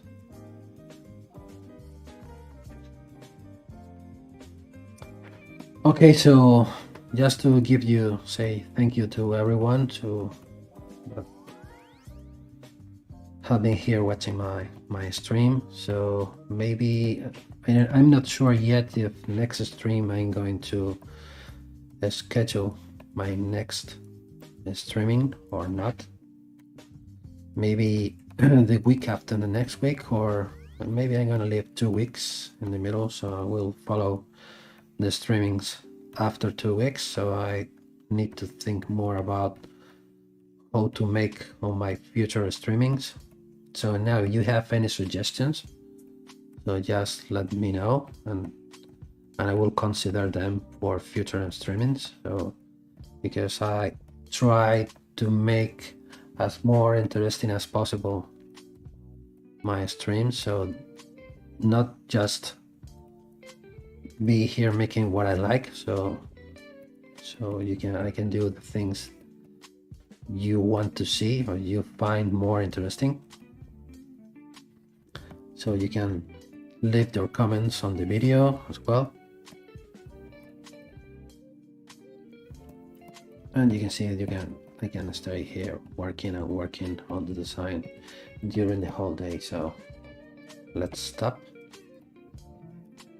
and let's fix some things about design process, design problems like this. I'm gonna try to keep the ring surface as more in contact with the finger, like this, and that's it.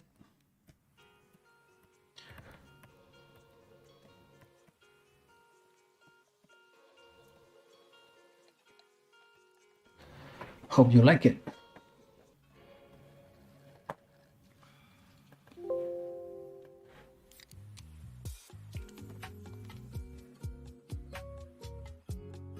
Muchas gracias, Raúl, por estar aquí.